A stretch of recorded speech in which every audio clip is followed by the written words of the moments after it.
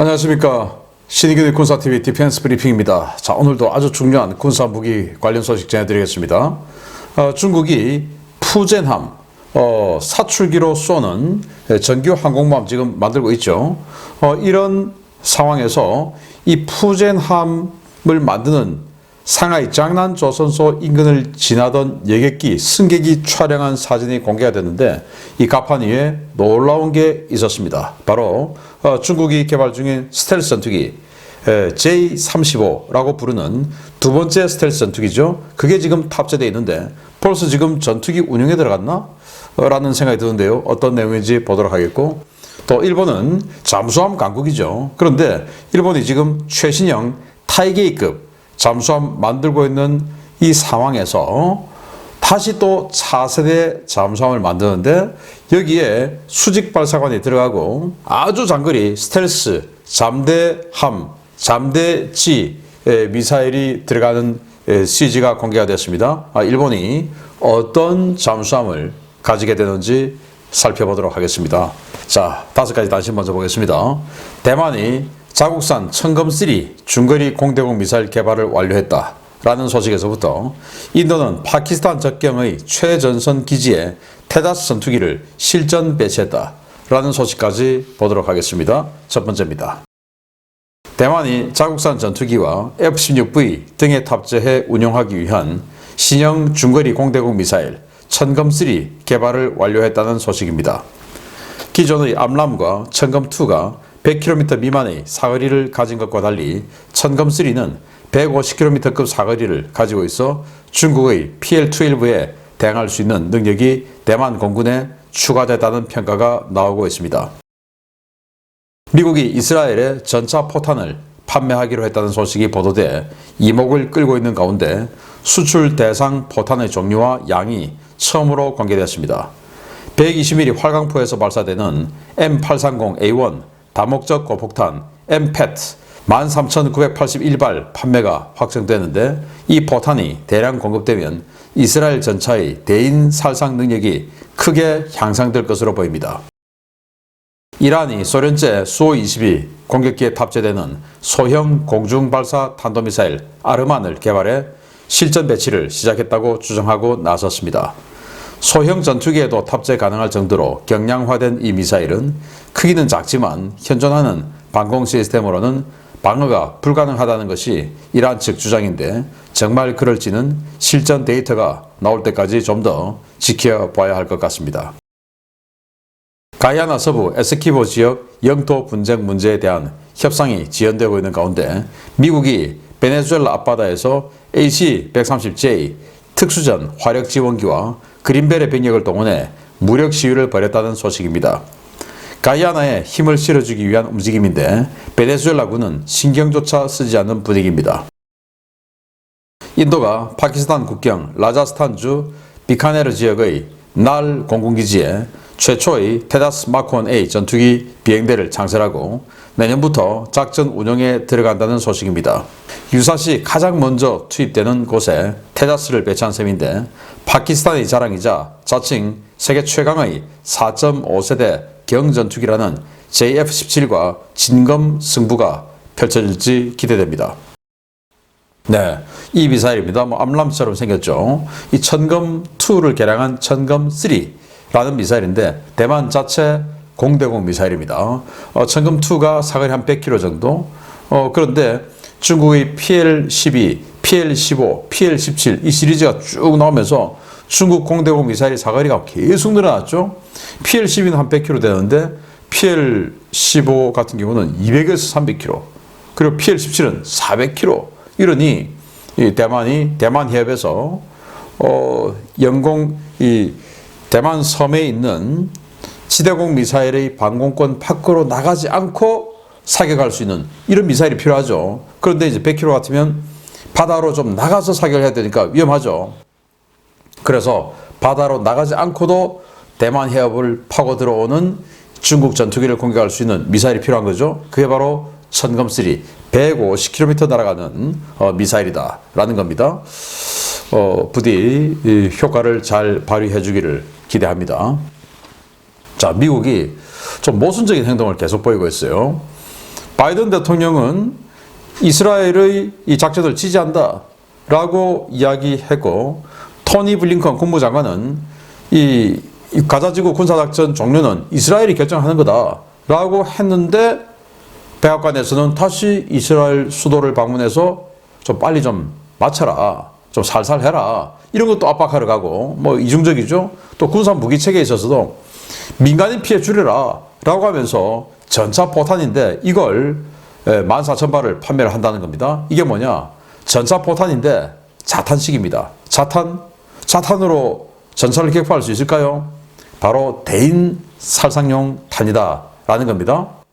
그래서 이런 대인 살상용 전차 포탄을 14,000발 도입해가면 이 전차 포탄 가지고 최소한 그 수만큼의 하마스를 공격할 수 있게 되는 거죠. 이거는 이제 인마 살상용 포탄이니까. 그런데 민간인 피해 줄여라 하면서 자탄이 그냥 확 날아가는 이런 전차 포탄을 판매를 하면 그것도 모순이죠. 아무튼 미국이 겉다르고 속다른, 앞과 뒤가 또 다른 이런 모습을 계속 보여주고 있는데, 그럴 것 같으면 그냥 초질관 이스라엘 행동 지지한다 라고 하든지요. 자, 수-22 공격기입니다. 미그 21처럼 생겼는데 그보다 약간 덩치는 크지만 날개는 뒤로 더 쭉 빠진 뭐 이런 형상이죠. 여기에 우리 이런 무장 사용할 수 있어 하고 쭉 늘어났는데 중간에 시커먼 거 하나 보입니다. 이게 탄도미사일이다 라는 겁니다. 그래서 공중발사 탄도미사일, 마치 러시아의 킨잘 같은, 물론 킨잘보다 훨씬 작지만 아주 작은 이거 탄도미사일인데, 이 탄도미사일이니까 아주 속도 빠르겠지, 그러니까 니들 아무도 못 막아 라고 주장하는 건데, 뭐 실제로 장착하고 비행하는 모습은 전혀 공개하지 않았고 그냥 이렇게 바닥에만 깔고 니들 다 죽었어 라고 하는데, 이게 도대체 믿어줘야 될지 모르겠습니다. 자, AC-130J 특수전 화력지원기죠. 여기 105mm 포, 또 앞에 40mm였는데 이제 30mm로 개조했죠. 자, 이런 포가 해서 쭉 선회하면서 이 특수부대들이 들어가서 작전할 때 다 뭐 그냥 소총만 들고 들어가니까 화력이 부족하죠. 이걸 이제 하늘에서 제공권은 뭐 전 세계에서 미국만 제공권 잡으니까 이 선회하면서 포를 그냥 꽝꽝꽝꽝 쏴주는 거죠. 105mm 포 꽝꽝꽝 쏴주고 30mm 기관포 아주 막 그냥 속사해주고 이러면서 화력 지원을 해주는 거예요. 예, 특수전 화력의 상징이죠.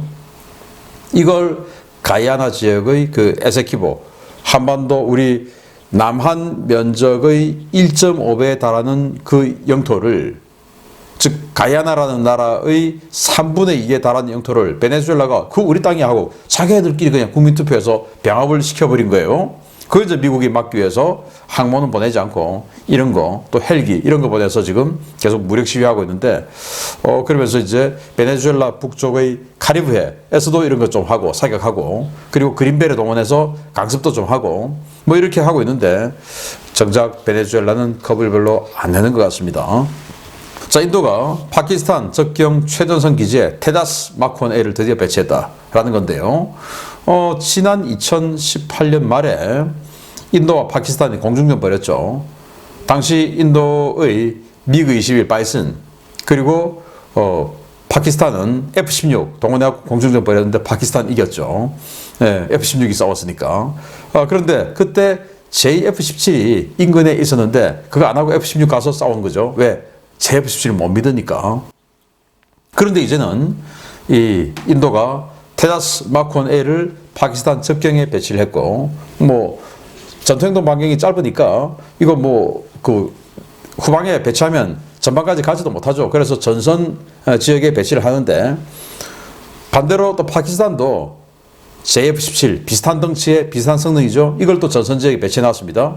이제는 F-16, 뭐 수호이 30, 라팔 동원 안 하고 이렇게 테다스와 JF-17이 싸울 수도 있는 상황이 됐는데, 원래 아주 고수들끼리의 싸움보다 완전히 찌질이 찐따들끼리의 싸움이 더 재밌다라고 하는 설도 있지 않습니까? 그래서 그들은 스스로 세계 최강의 4.5세대 전투기다 라고 자뻑을 하고 있지만, 뭐 정말 냉정하게 평가했을 때 전투기 세계에서 찌질이 찐따들끼리 이렇게 마주보고 나중에 완전히 그냥 막싸움을 하는 모습을 볼 수도 있겠다. 근데 누가 이길까요? 둘 다 똑같을 것 같은데. 네, 주요 소식 들어갑니다. 첫 번째입니다.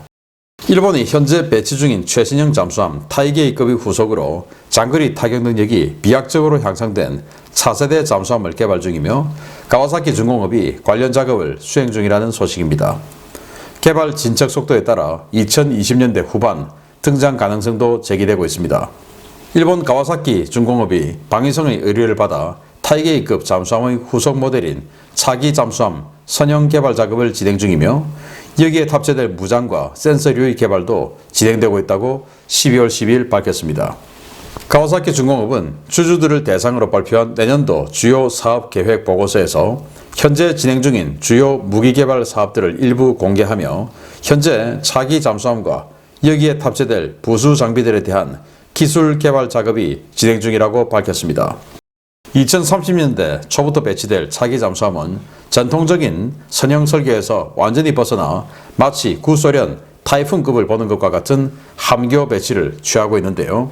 사측은 함교 전방에 다량의 수직 발사관 구역이 설치될 것이고 이곳에 장거리 타격용 미사일이 탑재될 것이라고 밝혔습니다. 이 발사관에서 운용될 미사일은 사거리 1500에서 1900km에 달하는 스텔스 순항 미사일인데요. 일본판 제즘 XR로 불렸던 이 미사일은 12식 지대함 미사일을 기반으로 개발되는 것으로 알려졌지만 동체와 유도부, 엔진이 모두 교체되는 별개의 모델로 세계 최정상급의 저비탐성과 명중률 확보를 목표로 체계 개발이 진행되고 있습니다. 일본은 이 미사일이 레이더와 적외선, 복합 시커를 가질 것이고 인공지능 기술을 적용해 표적 식별과 최적 공격 루트 산출 등의 기능을 갖게 될 것이라고 밝혔는데요. 오는 2020년대 중반부터 일선 배치가 시작될 예정입니다.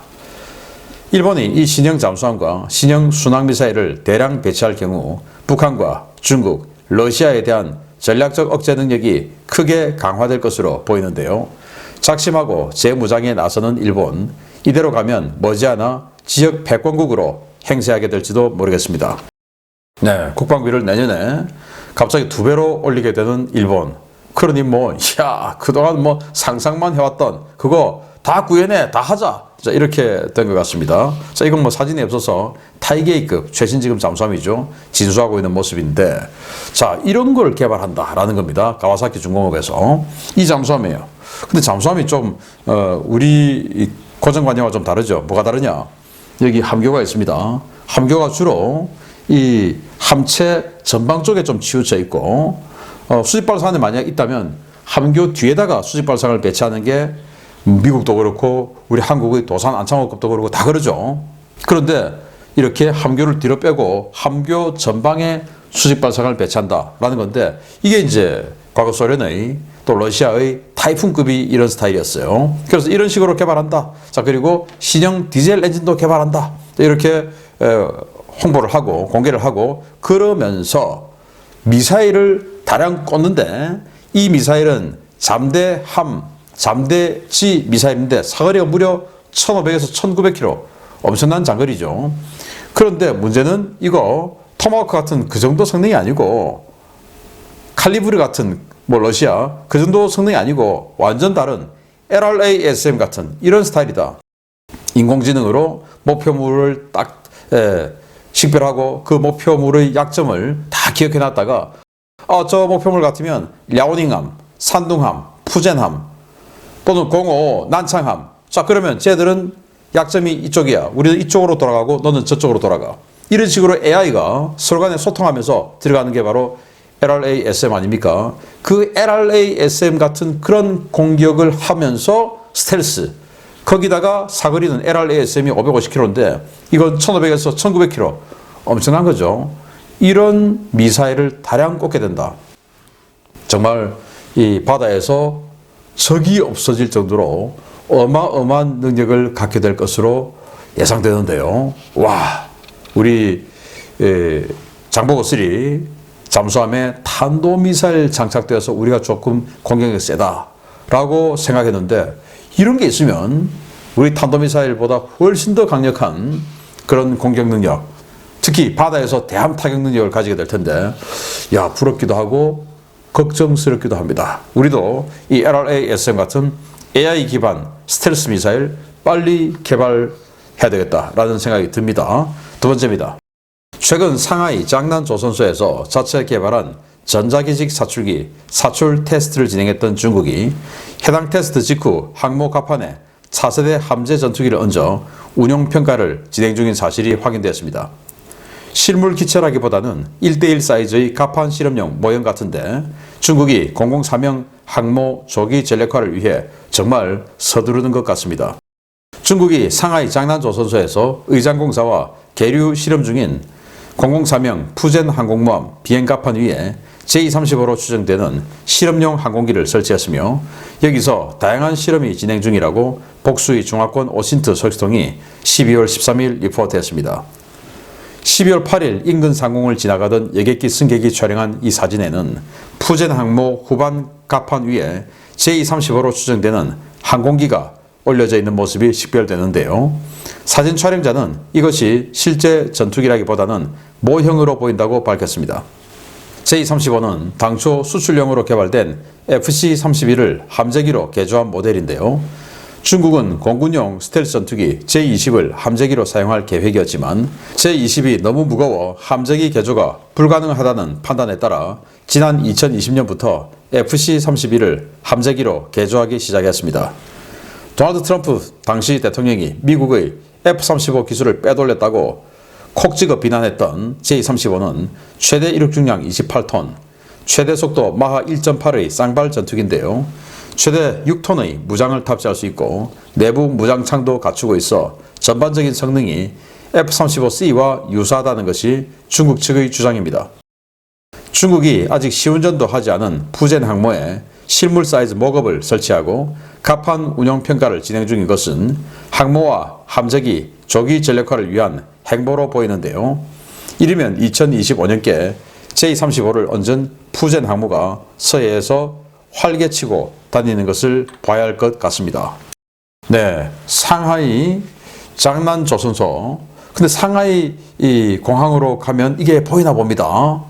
야, 저도 한번 비행기 타고 가보고 싶은데요. 이 사진 보니까. 그래서 여객기에서 승객이 찍은 사진이에요.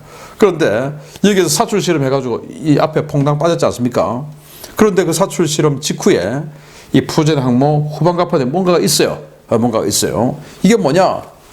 확대해 보니 전투기다라는 거예요. 전투기. 예, 그래서 바로 J-35 전투기. 여기 이제 사출기 있죠. 여기는 착함 장치, 어레스트 와이어 지금 걸어놓은 뭐 그런 형상 같은데 이게 실제냐? 실제는 아닌 것 같고 모급이다라는 이제 평가인데 그럼 모급을 여기 왜 얹어놓냐? 일단 지금 의장공사 중인데 엘리베이터 잘 만들었을까? 그래서 이 J-35 얹어서 엘리베이터 올려내려보고 걸리는 거 없는가? 무게는 맞는가? 뭐 이런 것들. 그리고 어레스트 와이어 한번 걸어보고 이 각도는 맞나? 이런 거 테스트한 거 아니냐. 그래서 의장공사를 하면서 이런 이 테스트까지 같이 하는 것은 J-35의 개발에도 도움을 주고 그리고 푸젠함의 실전 배치도 더 빨리 하는 이런 효과를 기대하는 거 아닌가라고 생각이 되는데 이 CG입니다. 사진은 이 J-35의 사진은 선양에서 찍힌 실제 사진이고 이 항모 갑판 등은 CG입니다. 자, 이래서 이 J-35를 사출기에서 쏘는 이런 스텔스 전투기 운용하는 푸젠 항모가 될 텐데 뭐 아시다시피 푸젠 항모 21세기 항모지만 완전히 그냥 1960년대 스타일의 전기 보일러 방식으로 전기를 생산하니 제대로 뭐 이륙이나 시키겠나라는 그런 기대는 있지만 그래도 스텔스기를 운용하고 이 J-35가 F-35와 필적하는 성능을 가지고 있다라고 주장하고 또 실제로 해킹을 통해서 F-35 이 기술을 다 가져가서 만들었다라고 트럼프 당시 대통령이 완전히 그냥 열받아서 비난을 했던 바로 그 상황이니까 뭐 그냥 그 설계도 다 주고 그대로 만들어라 해도 제대로 못 만드는 게 중국이긴 합니다만은 그동안 보면 제가 그저께 전차포 러시아제 전차포 그거 러시아는 1200발 쏘는데 여기는 그대로 뺏겼는데 500발밖에 수명이 안 된다라는 그 공개해드렸지 않습니까? 그런데 그래도 스텔스니까 이게 우리 서해에서 작전하면 얼마나 걸거렸겠습니까? 그런데 지금 우리 한국은 항모 중기계획에 지금 다 사라졌죠. 그리고 신원식 국방부 장관 정말 아쉽게도 핵잠수함, 항모, 또 세종대왕함 추가 성능 개량, SM3 이런 해군력 증강에 완전히 부정적인 이런 사고를 가지고 계신 것으로 제가 지금 알고 있는데 걱정 안 되십니까, 신 장관님? 이러시면 안 되죠. 저하고 대화할 때는 항모는 시기상조인데 핵잠수함을 가야지 라고 말씀을 하셨던 것으로 기억하는데 이제는 핵잠수함도 NO, 세종대왕함 성능 개량도 NO. 아니 1조 원짜리 군함을 갖다가 성능 개량해서 제대로 써야 되는데 그것도 NO, SM3도 NO. 뭐 하자는 겁니까? 자, 중국은 이렇게 하고 있는데 우리가 북한만 바라보고 사는 나라는 아니지 않습니까? 제발 좀 거시적인 시각을 가진 국방정책 만들어내기를 바랍니다. 마치겠습니다. 감사합니다.